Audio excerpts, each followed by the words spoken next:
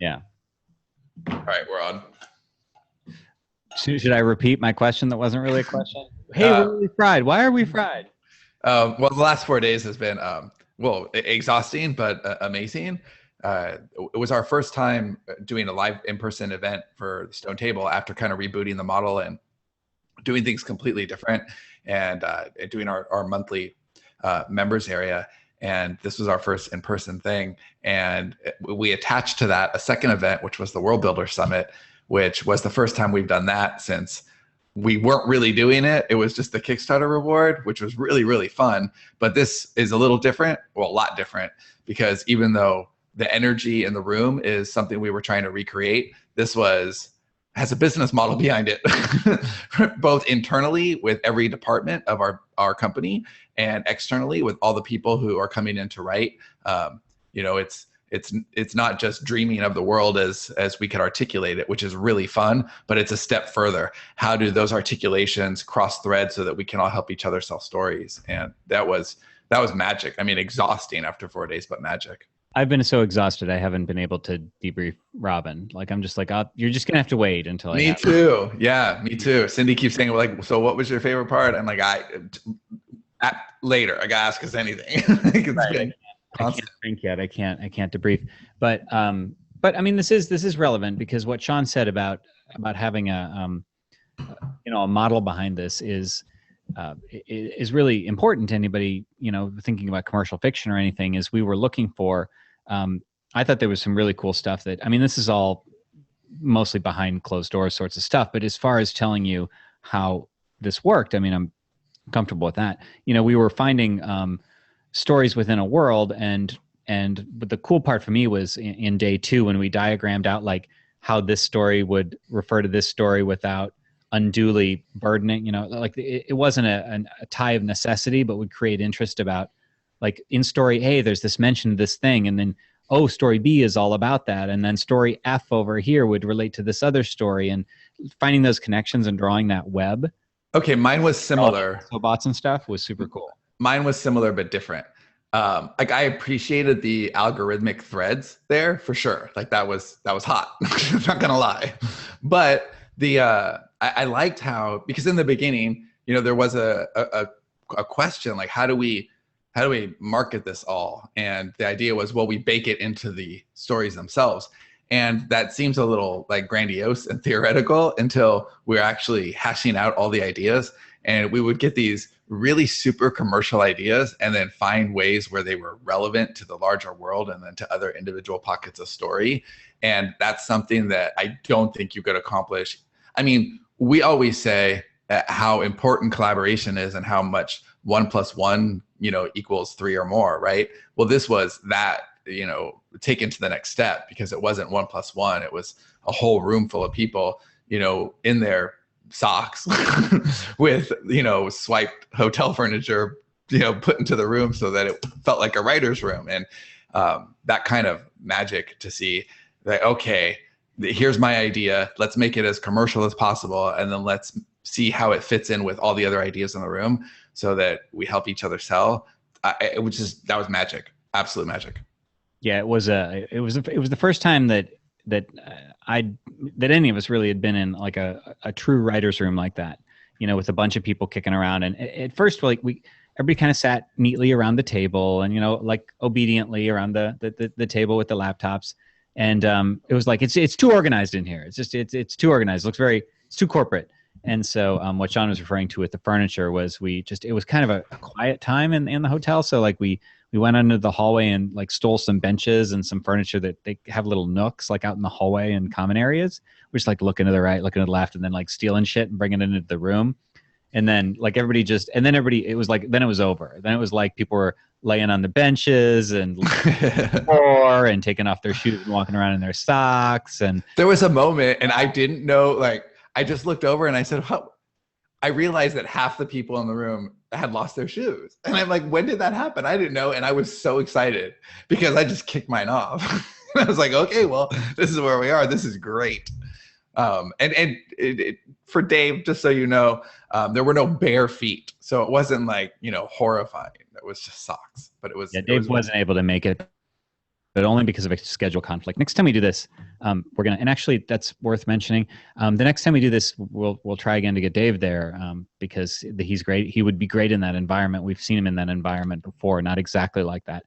I will say I've never missed Dave more at an event than the last 2 days. The first 2 days is all business building, so like, well, whatever. I mean, genuinely, like the branding stuff when Jenna did like an intensive branding thing with each person in the room. Yes, I think he would have gotten a tremendous amount out of it, but I didn't miss him. There's a difference. Yeah. Do I think he would have liked it and benefited? Yes. I mean, anytime he's getting out of redacted and he's sitting down and like improving himself, that's a really good thing. And I would have enjoyed him there.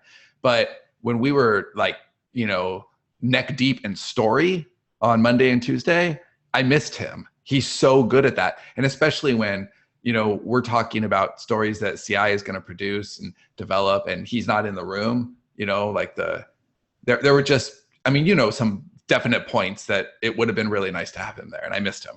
Yeah. So we'll get to the questions here in a minute, actually beginning, interestingly enough, with questions related to world building and events and collaboration. Just because people have been asking, we mentioned 2 events, so I'll just cover them in order here. People have been asking about like StoneTable. Are we going to reopen that? The answer is yes, but not yet. Like, not yet. There's some things that we're looking to do. Things that I don't want to unveil relating to like possibilities of like different venue and different setup that are going to be super cool if we can pull them off. We'll pull them off eventually. It's just a question of when. That's going to be amazing. But StoneTable will reopen later, not for any real time soon, but later this year, I think, or early next year. I don't remember. And it's StoneTable.io if you want to like get on the list, so you can be aware of that. StoneTable.io.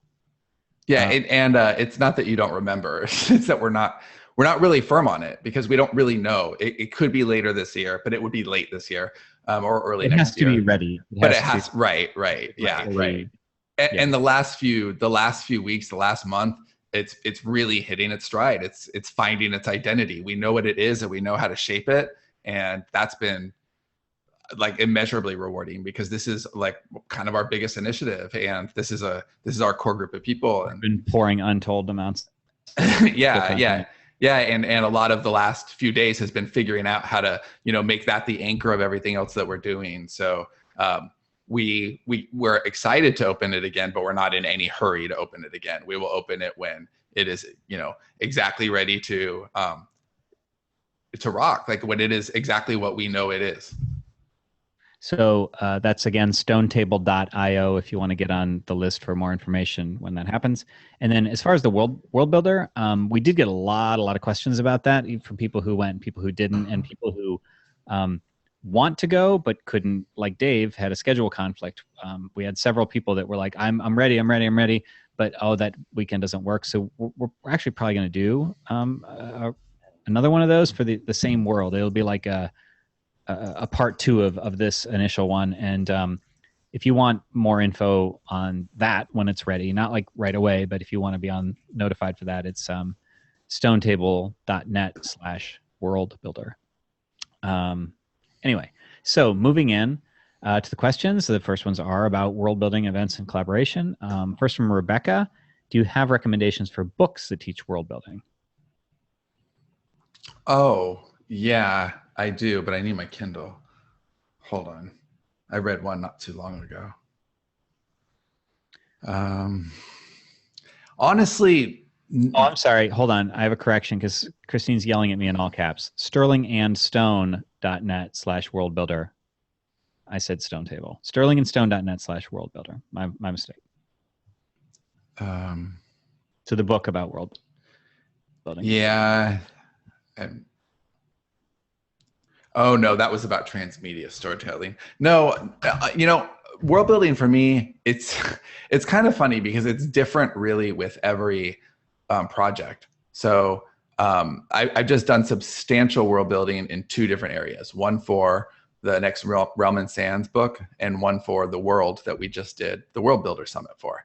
And the Worldbuilder Summit, that world was just kind of ginormous. It had, what is it, a 30,000 word timeline, Johnny, something like that? It was so crazy that it took like the first half of the first day to go through it because everybody had so many questions on like, what happened here? What happened here? There were like 5 different periods of time, like eras essentially. But yeah, it was huge. It was a lot. Yeah, it was really, really deep. And the other one is our literary thriller that takes place over dinner. So, but they're both really substantial in world building, and they had very different approaches. And even if I were to do the same project at a different time, it may be totally different. And that's just a function of kind of how I'm feeling about that story.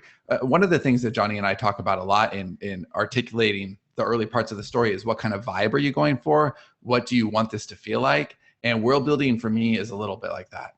I think one of the most fun times I've ever had world building was for Dream Engine, because that world was so rich and I was just pulling from here and there and everywhere.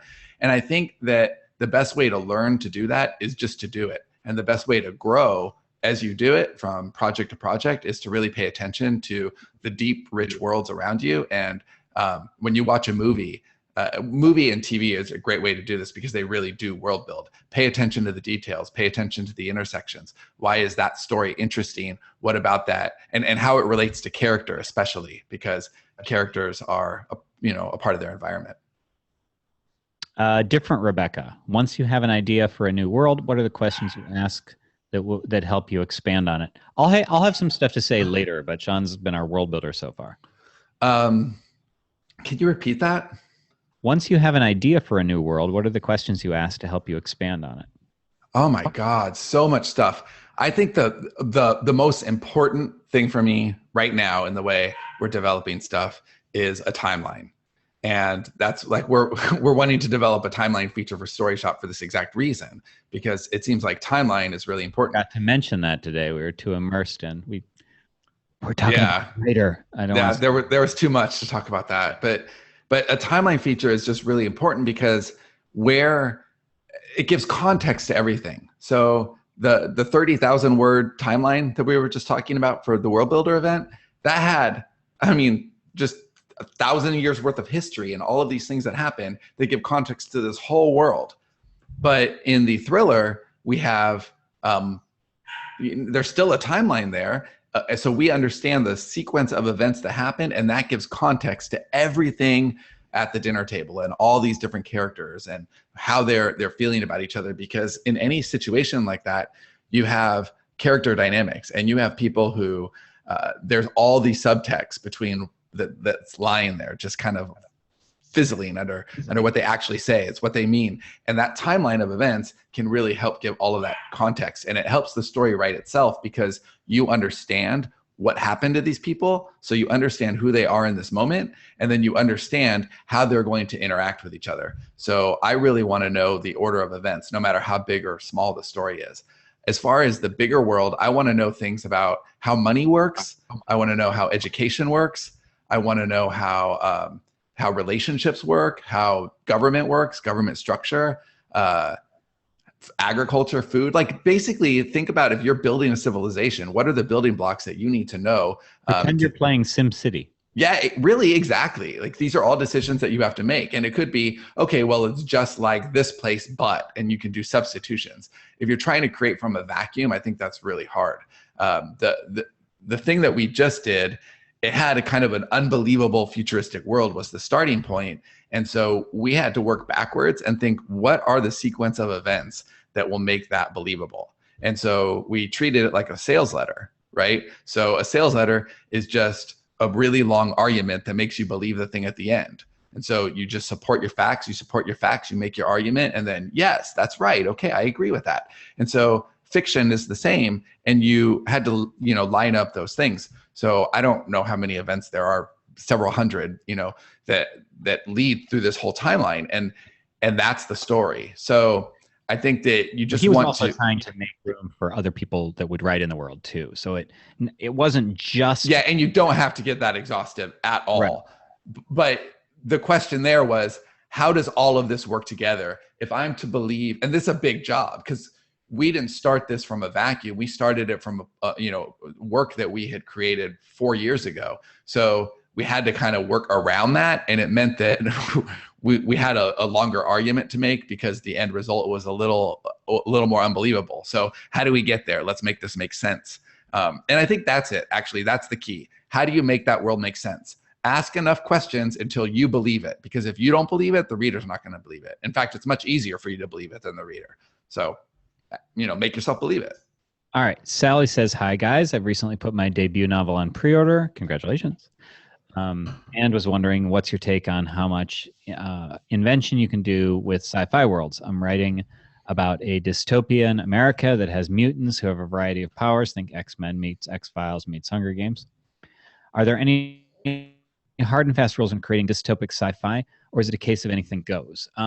So I don't know what the firm answer on this is, but my understanding of all genres sci-fi is that it needs, well, okay, so what is the rule? Because we were making the distinction between sci-fi and sci-fantasy, which is a term I'd never actually heard before. Yeah, well, somebody in the room asked, is this going to air on, harder sci-fi or sci-fi fantasy? And it's not lyrical. There's nothing, you have to believe your world. So I think, yeah, you can have mutants, you can have anything. It doesn't matter, but you have to know two things. You have to know your tone and you have to know your world. So if your world is believable, if it's rooted, it's not silly, then you have to explain that. You have to make it logical. And there are even extremes within that range. So Batman, as done by Tim Burton, is less believable than Batman done by Christopher Nolan, right? By far, Christopher Nolan has given us a really believable version of that character. He really rooted it in reality.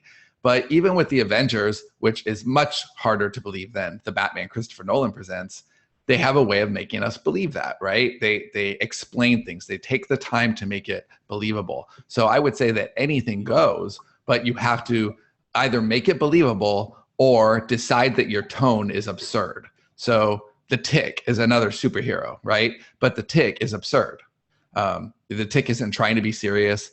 It's obviously, cheesy for what it is, but it's not trying to be anything different. It's wearing that proudly. It's not making a mistake because it doesn't know. There's I think it's called Ant Boy or something. It's this foreign superhero movie where this kid turns into a superhero and it's like the worst thing ever. And it's trying to be something that it can't be. It doesn't know its tone. That's where it makes a mistake. So as long as you know your tone and you know your world, I think you're safe. Spencer says, I'm about to attend a writers' conference in Canada, and I was slightly disappointed in how short the section in Iterate and Optimize was on attending events. Do you know of any specific SPP podcasts or anything else that digs deeper on this topic? I don't. I think we've done some stuff on attending, but I couldn't tell you where. And knowing us, it wouldn't have been cogently. It wouldn't have been a nugget type of argument anyway.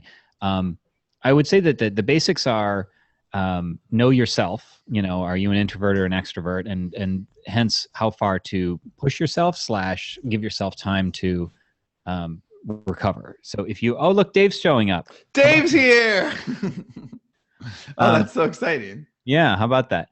So like if you're an introvert, that typically means you're probably gonna have to kind of force yourself to get out there. There's going to be an element of kind of psyching yourself up, for want of a better term. But then you're going to need to know that you need to allow yourself some time to go back and recharge if you have a hotel room on premises, or even retreating to a Starbucks a block away or something like that, just to get away from the crowds. If you're an extrovert, you'll tend to get the energy from that. As far as like a lot of events, it tends to be more about, it's depending on the event, it can be an interesting balance between what is taught and who you meet. And in my experience, it has pretty much always been much more about who you meet and what you do outside of the conference time than the conference itself. I realize I say that as one of the guys who runs a conference, but that said, like that's what that is. It's about community and getting to know people and making connections and collaborations. And we had a lot of that come out of the Smarter Artists Summit. Just people meeting each other. Yeah, I think the best thing you can do when you take the time to leave your house, you should take it really seriously. If you spend the time and the money to leave, then you want something out of it. But I think a lot of times people go about it the wrong way. And especially if you go to an event where like, here, take my card, here, take my card. I literally never take cards. And we even had some made. They say storyteller on them. And I love them. But okay, but hold on. There have been times when he's no, you're right. Card. You're right. I go too far to the other extreme. I realize that. But I don't carry cards. I don't want to be somebody who carries cards. I would like to have like a portfolio website where I could just say, hey, go to this website. You'll find out all you need to know. But I don't want to be a person who carries cards. And I realize that now that I've never given that much thought, but as I'm saying it out loud, yeah, that's pretty much it. I'm intentionally leaving my cards at home.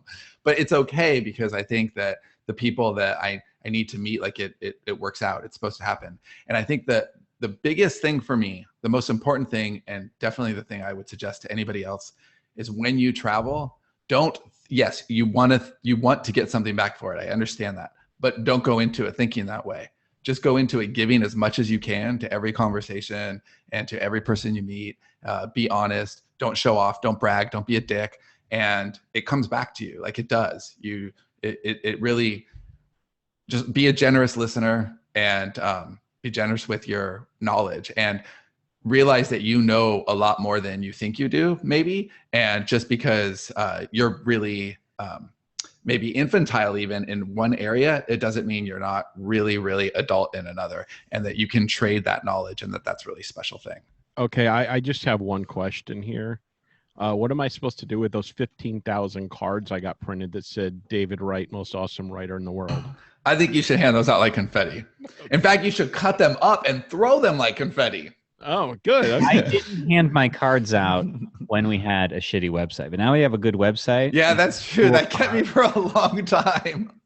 Yeah, that was. You know the story about the first conference I went to and the business cards thing? Do you know about this?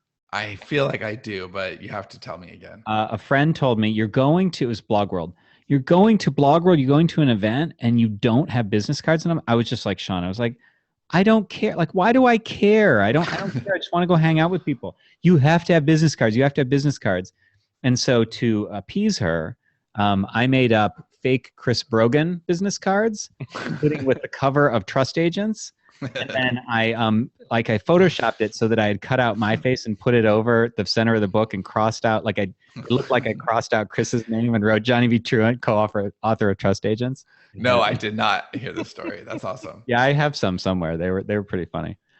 All right, so Lon. Wait, real quick, dude, Dave, welcome. Hey, dude, you would have loved the World Builder. Yeah, you missed it earlier. I was just saying how much we missed you. We really missed you the last couple of days. I wished I could have gone, but you know why I couldn't. So yeah, but you were missed. You got to come in. Are we allowed to say the base or save it for worst show ever? Because save it for worst show ever. Leave, yeah. I think. Okay. Yeah, it will go off on a whole thing. All right. But seriously, Dave, you gotta rock October. You will have more fun than you have ever had. I promise you.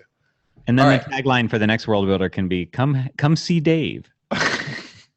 Dave, yeah, and we've got plans. We got to get on the phone tomorrow. But anyway, go ahead, Johnny. All right. So Lon's question: What are 3 things to avoid and 3 things to encourage when collaborating? Ego, avoid. Yeah, that'd be number one. And actually, that came out in at the end of the World Builder. We asked around the room what are the things you liked and what could be improved, whatever. And ego came up a lot. Like, it was so nice that nobody in the room. Nobody had ego. Shocking. But you know what? I mean, just a little high five to us. I think we curate really well. I don't think there is a lot of ego in this community. So I think a lot of the filtering is kind of done. We attract non-assholes. Yeah, people just get in there ready to do work and collaborate and hear feedback and be heard. And I think that's awesome. But I think ego is the destroyer. Can you imagine if any one of the 3 of us brought ego to either story or business ideas? That we couldn't do any of the things that we're doing. But I think that it doesn't mean you can't be protective of your ideas or proud of your ideas. And let's be clear about ego. Ego can be great. Ego can be a great leadership quality because you have a vision, you're right. Dave has a lot of ego about his creative vision and his stories. I have a lot of ego about the creative vision, of the company. Johnny has a lot of ego. It is something that drives us, but none of us use ego to where we think that we're better than other people, or we use it to put other people down. And if you get into a room where your ideas have to be the best, or it has to be your way, that's not healthy. Idea claiming. That was my idea. Yeah, we find ways to work together. Like, I always thought, like, before I met Sean, that I would never be able to write with somebody, because there is like a pissing contest a lot of times between writers, especially younger writers, or writers that aren't world weary yet, because you want to get out there, you want to express yourself, you want this stuff to be known as yours. But at some point, I think what helped me most is I worked at a newspaper, and the story was never just one person's at a newspaper. You had editors that looked over it, you had people that helped you, and you realize over time that the other people make the story better, and that's what's most important. It's not you, it's not what you can do, it's what you can create with other people. Yeah. Things to encourage. Just sharing. Don't worry that your idea is not good enough, because how many times for both of you guys, right? How many times have we been talking and something like this is said? Okay, this is a really terrible idea, but just imagine the good version of this idea. And then you have to start somewhere. And if you're afraid, I think that's something that we repeat over and over too, is that you don't wait for great ideas, make great ideas, and make your ideas great. And that takes the same fortitude that knowing that writing is rewriting, and it's getting it over and over until you get it right. It's the same with ideation. Start with something that may be a little bit messy or not make sense, but there's a root of that. That happens like pretty much every time Dave and I are mapping out a story. We'll start with something, and we'll talk and we'll talk and we'll talk, and we'll say, what if that, what if that, what if that? And there may be 90% of whatever we just said that didn't work, but that's okay, because that 10% took us that way, and that's exactly where we needed to go. And it's being patient to work through that. So absolutely sharing and being willing to listen. So really what you would give any relationship. And I know, we always come back to saying the same thing. How do you collaborate? How do you find a collaborator? Well, how do you find a spouse? How do you find a friend? And how do you keep that relationship and foster that relationship once you have it? Well, that's it. Look for my new book, How to Make Friends. Friends and influence people. Okay, so last question on world building. Can you talk a little more about how a shared world works, especially for marketing? Like when you were talking about your event, you implied this is how people are making money now. So how does that work, and how are you going to market your shared world books? So there's a few ways, and some of it is okay. Well, I can share a certain version of this. So basically, what Sean was saying before was the idea of baking it in. So books that refer to one another are naturally going to promote each other. So if you have a book that's this narrative about something or other, and it's this commercial concept, but then there's like a war that happens in the background that's plot relevant, that has something to do with the world, but it's just kind of referred to, but it's backdrop. It's not something you delve in, you just know about it, you get bulletins and stuff. Then if there's a book on that war that tells the story, then people are going to be curious, and you can have calls to action in the back or something. Go check this out. Or ideally, what I would say is, if you have a large enough world and enough people involved in it, and this is what we're going to do, is we'll probably have somewhere central where it'll be want to know more about the stuff in the world rather than want to know more specifically about like just this one book that would be the book about the war. And those are the things that we're figuring out now with the people who are going to write in this world that we're creating, is how we're going to co-promote. So basically combining the lists and building a common list, and we're working out the details of like release schedules. We have some thoughts on like when to release, how to release, series versus standalones. It's all I was actually pretty proud of some of the cookie ideas that came up, and how to get people interested in the world on a larger level, rather than the traditional list building giveaways. And that's part of the world. Having a bigger world gives you an opportunity to do some very different things. but without getting into a lot of detail, because I don't want to bog this all down, this is the way that a lot of the algorithms are working now. They're favorable to this sort of thing. If you can tie together all the books so that they all kind of, show in each other's also bots and that sort of thing in kind of a specific way. That's what we were talking about before, about when I said that my favorite part was drawing things out on a whiteboard and this goes this way and this goes this way. Is we're looking But do not mix the red and black markers. Johnny does not like it when you do that. No, I was writing things in black, and then he was scratching them out in red. And so when I went to use the red the next time, it was black marker. He turned it into a black dry erase marker. So I was not happy. He was really intense about it. All right. So 2 quick questions about Dead City. I'll just handle these. So Jarko asked, how is the rebranding of Dead City going? It's past tense. It has been rebranded. We haven't released any more though. So just the thriller-ish version is out. It launched better into a more coherent audience than the original one with the zombie businessman. Like it actually launched to thriller readers and got thriller type also bots, at least originally. I haven't looked recently. And then related to Jarko's question and probably implied is I'm dying to read the sequel to Dead City. Are you going to publish Dead Nation anytime soon? Thanks in advance, and P.S. I love your stories. Thank you. It is on the calendar, but it's going to take a while because we have a lot of, we call it idea debt to pay off, a lot of boxes to close, and it's down the pike a bit. Yeah, it is officially on the calendar though. So, and actually for the first time ever, everything is officially on the calendar. All boxes, all idea debt will be closed. All boxes will be closed. So yeah, I don't know when our release date is, but we will hit it. And not even nebulous. It's within the next 18 months we'll be writing it. I'm gonna skim around. I'm gonna skip around a little bit because some of these questions. Do you have the document open? Oh, I can in a second. Yeah. Yeah. Open the document. Sorry, Dave. Do we have a date for the October Worldbuilder? Linda asked in the. It is not firm yet. What we want to do is there's a few things we're trying to juggle. There's something we want to pull off, and once we know that we can pull it off, we'll announce it. But if you want that, pull it off, it will be astonishing.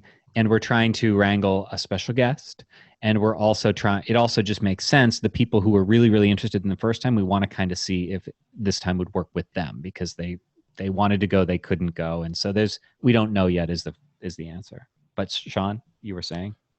I was just saying, is it sterlingandstone.net/worldbuilder? That'll be the early notification list. So you won't miss it. Yeah, it's sterlingandstone.net/worldbuilder if you're at all interested in finding out about that October. It is a wave 1. It's not like the one we did was canon and this is not canon. No. It all is. It's just that we're accommodating 2 groups who couldn't be together at the same time. Right. And I imagine at least a few people from the first group will probably make it to the second group. Yeah, Linda is saying the date's conflicted. So that we picked a weird time. So the reason I asked about this document, Sean, is there's some of the questions that are really long, and I noticed that. That's why I hit the window. I'm like, oh, awesome, Johnny's reading these. Yeah, we only have like 20 minutes left or so. But so I was going to ask if one of you could read some of these longer ones and give a summary, because if I read the whole thing, then it'll take that's a good idea. So I mean, you can do it. Don't do it on the fly. I'll ask another question in the meantime. Okay. So I was going to ask Alex's question, and I am cutting off some of the detail, but basically the question is, regarding spending money and the difference between seeing yourself as a business and a hobby writer, and where the differences are. So, at what point do you how do you know when it's a hobby? How do you know when it's a business? And basically banking on that sort of thing. So in my mind, I mean, it's a business when you decide that it's a business. And once you've decided that it's a business, then you need to treat it like a business. And that means regular business hours. It means being willing to invest. And, not everybody can afford expensive cover art or an editor or anything like that. And so it might be an iterative business. And that's what we did. when I started out, I know that these guys gave me a lot of shit for it. I edited my own work. It's one of those do as I say, not as I do. But that was one way. I also did my own covers, which is another thing we recommend that you don't do. But there are ways to begin iterating. It's better to do something than nothing in a lot of cases, provided that you can step up and iterate without harming your process. But once you've decided that you are in this for it to be a business, you need to give it room to grow. You need to make it a priority. You need to invest. Like, that's just one of the things. Like, there aren't many businesses out there where you can get results without investing first. Like, the order is in first, then out. Yeah, and the ratio in our business is really outstanding. And I mean, I don't know, I feel maybe this is an overstatement, but I really feel like 90% of authors take it for granted how substantial it is. There are not other businesses that you can start. I mean, there are plenty, but by and large, we are in a fortunate business where we can get on with our creative IP, the things that we make out of nothing, and with a few other base elements can actually start a business. That's really, really extraordinary. And when you have to spend a little bit more than that, when you can, you should. And I think investing in yourself and in your work and in your reader relationship is absolutely worth it. Cool. Do you have a summary yet? Or I could do. Sean asks, not me, this is not my question, but a guy whose parents were smart enough to give him a really awesome name. He's working on science fiction, but he has an acting background, so his pacing for stories is very scene by scene. And so things don't go much longer than a short novella. And he had this big thing planned out, but now he basically wants to do a shorter serialized release, not quite serials, but shorter books in novella form. And I see zero wrong with that strategy. I actually think that's great because you could then make the first one free at some point, or 99 cents, or run ads to it or whatever, but then you have 3. And it sounds like they are very much related into the overall arc that you're trying to tell. So I see no reason in not trying that. It's kind of like, what KDP was built for. So I have a question here. Her AKA is, although I apologize because I actually don't know if this is a woman, and I also don't know how to pronounce your name. So I'm going to go by the AKA, which is the real decoy. So there you go, Dave, the real decoy.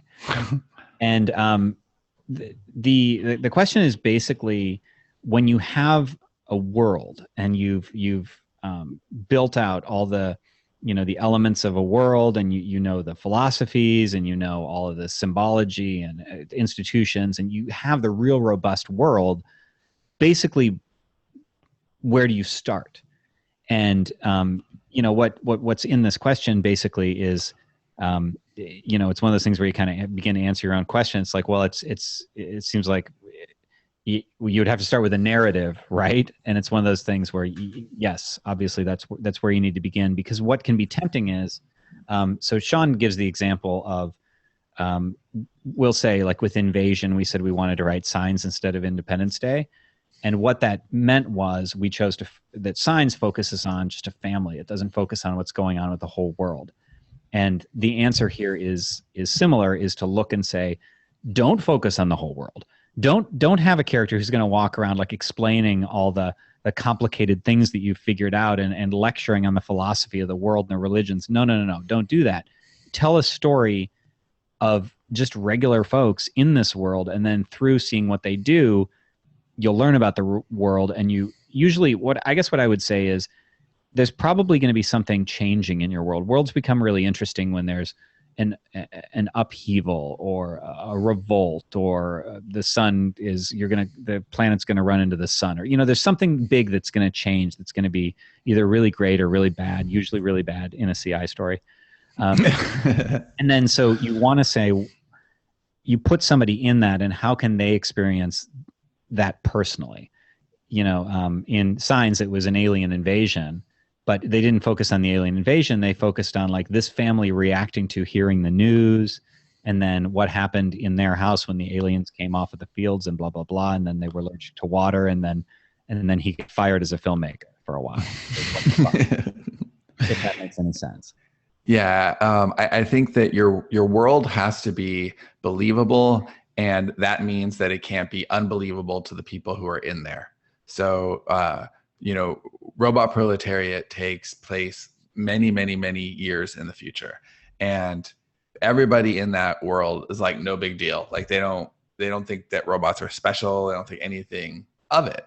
And if they pointed that out, then I don't know. It just be nobody's making a big deal about our iPhones, right? Our smartphones. They're amazing. And if you took that back to 1980, people would actually shit in their pants, right? No, that like they wouldn't even know a way to understand it. You've seen what computers look like. Like even in Star Wars, what do the computers look like? They're terrible, right? But no one now thinks like, look at this magical thing. And so it just has to be taken for granted.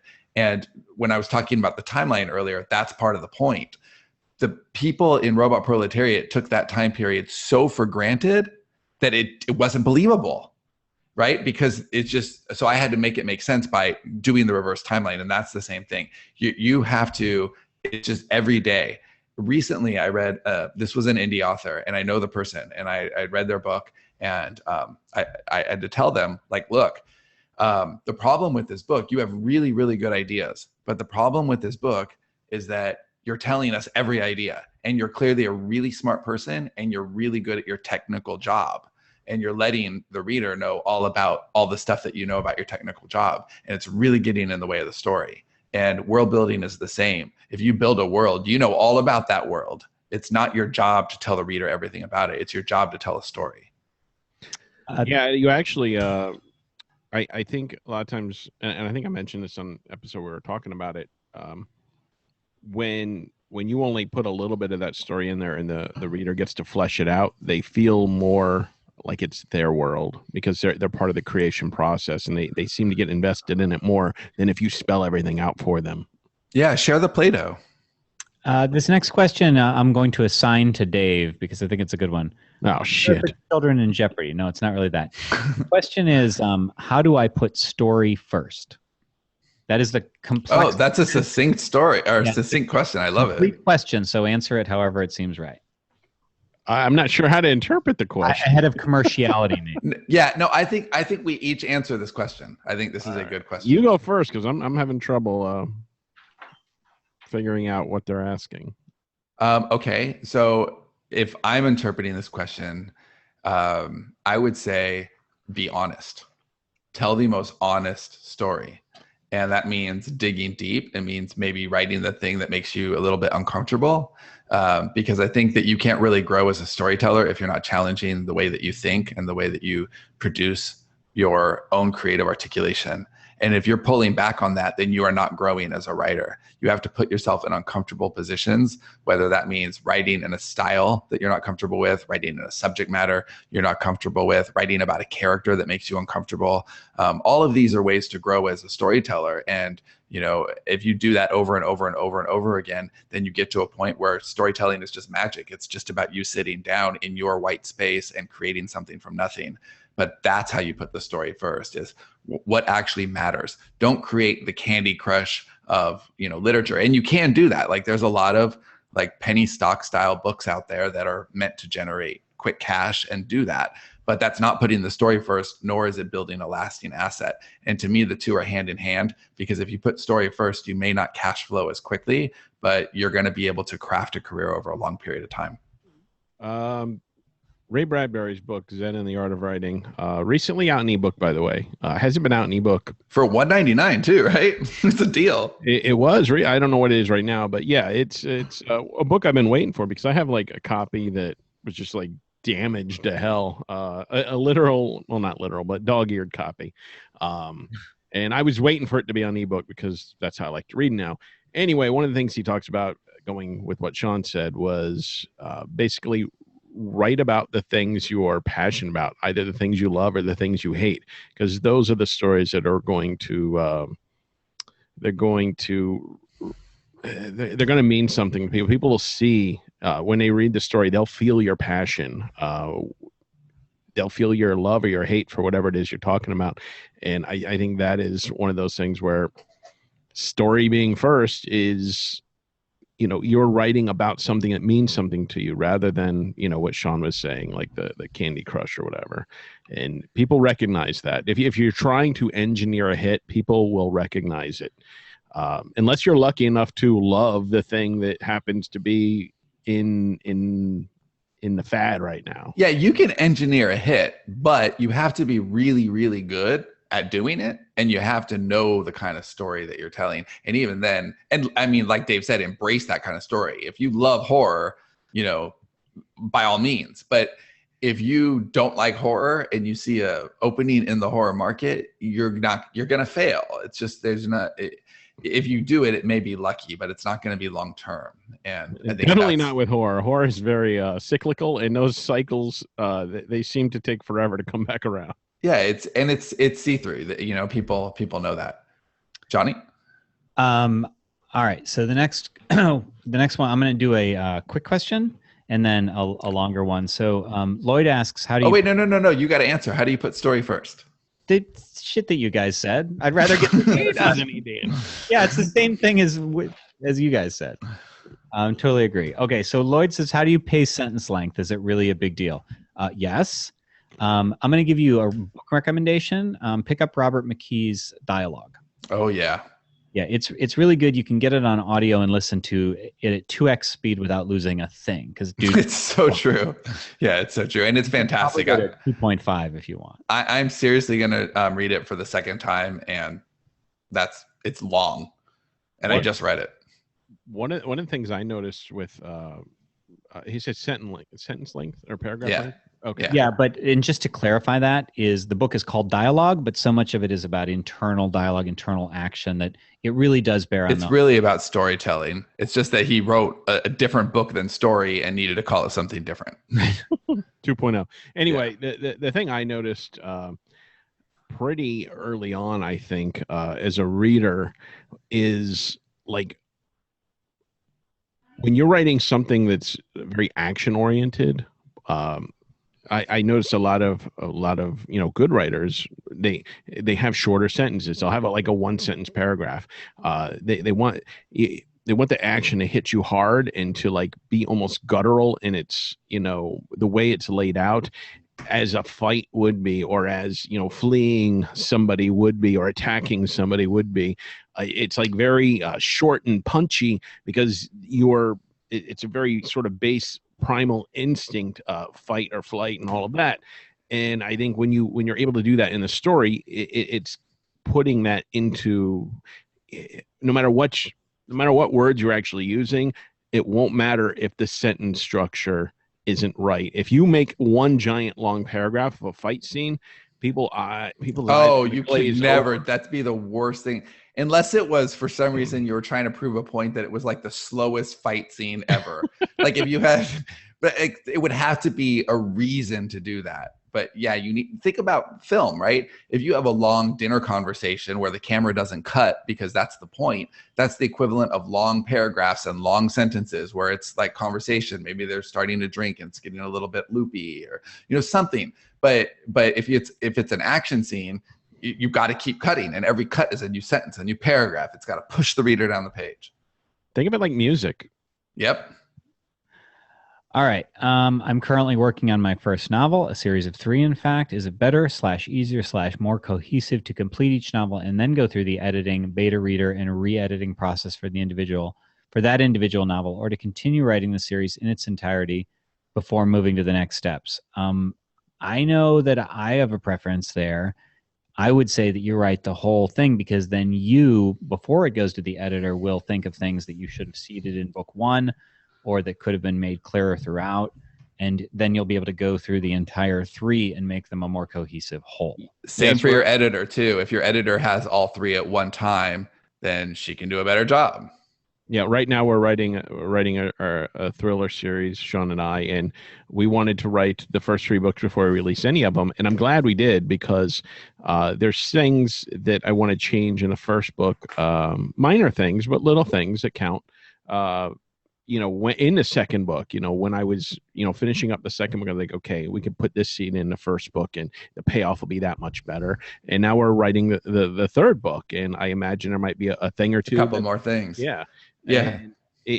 as you get to know your characters over, because we're talking about a series here, you're getting to know your characters better, and you get one of the things I like in a successful series is when a side character becomes like something bigger than you planned them to be, and like Jesse Pinkman. Right. So if your second or third book in the series, you really realize, wow, this character is super special, but I didn't have her or him in the first book barely at all. Maybe go back and just add a little spice to it so people remember that person more, and the payoff is there when they get to the second or third book. They think, oh yeah, that funny dude that had the awesome one-liner. I'm glad he's back. That familiarity. My son, he's not big into reading, but when he gets into a series that has repeating characters, he freaking loves it. And like to see him connect like with these little like B characters that aren't even part of the story, and he remembers them from a few books prior. I love seeing his eyes light up when he's reading that, because he's like remembering them like an old friend. All right, last question from Terry Ann. Should I worry about the details? My character is half human and half alien. Do I have to explain how they managed to create her biology? And can I have steampunk junkets in a more traditional sci-fi format? How would I manage that? Thanks. My answer would be no, don't worry about the details. Especially if the... I'm sorry. Well, I was just going to say, except when it's required and relevant. So we at Realm and Sands tend to be more explainy than most, but Sean always cuts me way back, and I only do it when it's required. So for instance, in Dead City, explaining the morphology of the vampire zombie virus was really relevant to what happens toward the end of the book and the way it turns, and then what will happen in the sequel. So I had to explain it, but only when you need to, and then you kind of have to have a lay person to have something explained to. It can't just be somebody thinking through their heads or two characters telling each other what they already both know. It's one of those things, like if your character doesn't know why they are what they are, or if it's normal, then you really don't need to explain. Like, I don't think about the fact that I'm human all that often anyway. Yeah, I've rarely had that thought. I think you have to also think about the things that your reader cares about, and find that sweet spot with what matters in to your actual story and what kind of story you're trying to tell. So Dave and I have been talking about this a lot lately, actually, because in this series that we're writing, we're trying to make sure that we walk the right line between it being, believable, but not too procedural. And I've actually literally laughed out loud a bunch of times through the draft at the things that Dave thinks the reader cares about. And a couple of things that he's just and I get it, but he's a little in his head. He's talking about procedural things with bullet casings and stuff like this. But I don't even know. There's several examples, but real life people in real life situations, like at a fancy restaurant, which way more readers could relate to. Dave's a little more removed from that setting. And it's just really kind of funny. So I think you have to have your pulse on, don't get so buried in the details of your story and making it feel real that you miss out on the everyday things that will make it feel real. It's that everyday living, not the tiny details. It's the big ones that are color our lives.